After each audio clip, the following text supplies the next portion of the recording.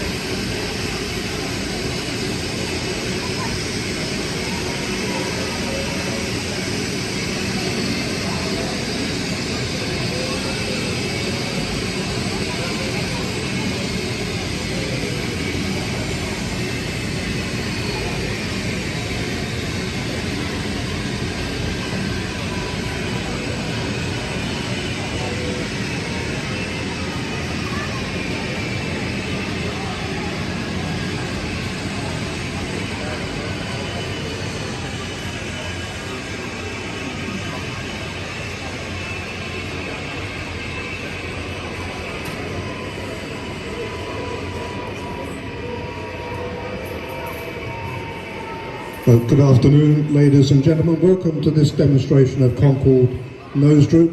Apologies to those of you who came along at 12 o'clock, which was the original time, but it overlapped with a Lancaster session. Left hand hadn't talked to the right hand, I apologise. Anyway, welcome to this demonstration of Concorde's nose droop.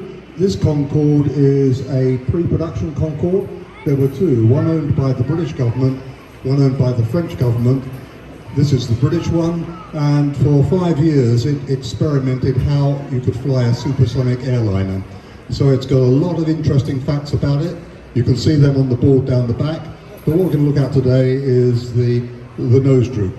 This Concorde, its first flight was 50 years ago, last December, so pretty good looking considering its age. Today on board we have, I hope, Simon, our pilot. Reassuring. So what we're going to do, we're going to pretend we're going from Heathrow to New York. The pilot is on board, 90 tons of fuel, maybe up to 100 passengers. First thing he's going to do is switch on the anti-collision lights and the navigation lights. You see the anti-collision lights flashing where the wing joins the fuselage. Navigation lights on the wing tips. He's ready, the engines are started on the stand and it's pushed back. The problem is now he needs to taxi and take off, and you can't actually see where you're going when it's in its supersonic profile. So the first thing he does is lower the heat shield or visor. They're all hydraulically operated, which is why you heard the engines running just now. Now he still can't see the taxiway and runway, so the nose goes down to 5 degrees.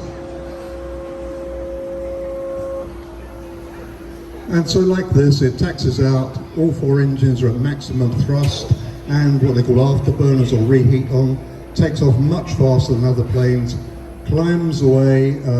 They turn the reheat off after about a minute before it gets to Windsor Castle, and then they carry on out to the Bristol Channel when they're allowed to go supersonic. So ready to go supersonic, we'll put our nose up to 0 degrees.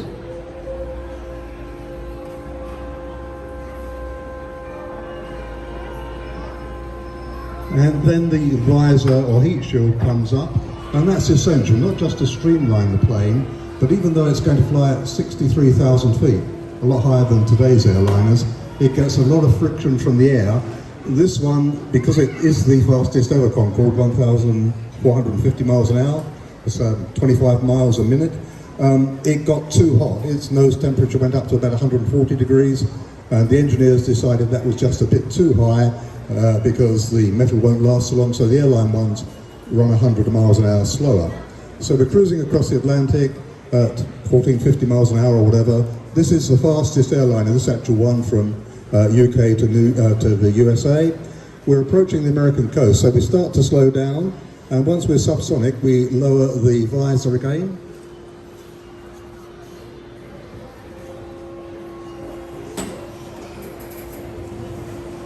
And then the nose comes down to 5 degrees, which is what we saw when it was taxiing. Now, unfortunately, because Concorde, because to slow down, it has to sort of raise its head. It comes in at a much deeper attitude than a conventional airliner, and the pilots can't see the runway even with the nose down 5 degrees. This Concorde experimented with how far the nose needed to go down, and it has the droopiest nose of all Concordes, 17.5 degrees.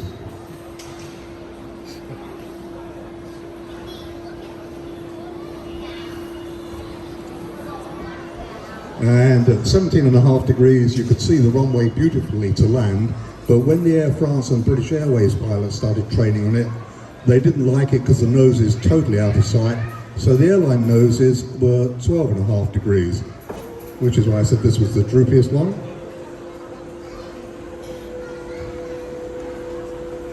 And so if you saw a Concorde coming into land, this is what it would look like, but to land, the pilot will put the taxi lights on there on the side of the cockpit. And the landing lights are streamlined into the wing. You can see them coming down, and once they are fully down, they illuminate.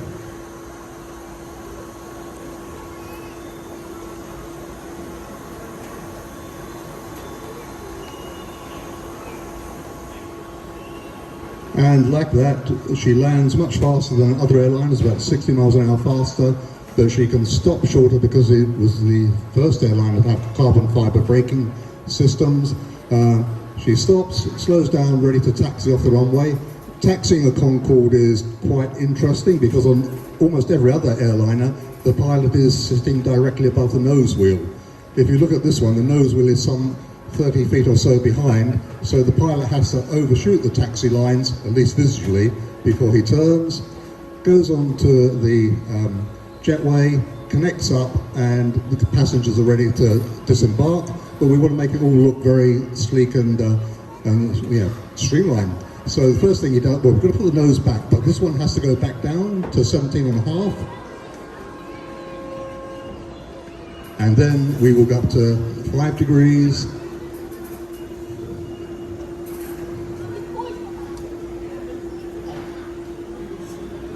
Gravity is strong today. And then we will take the nose all the way up to 0 degrees, the streamline position.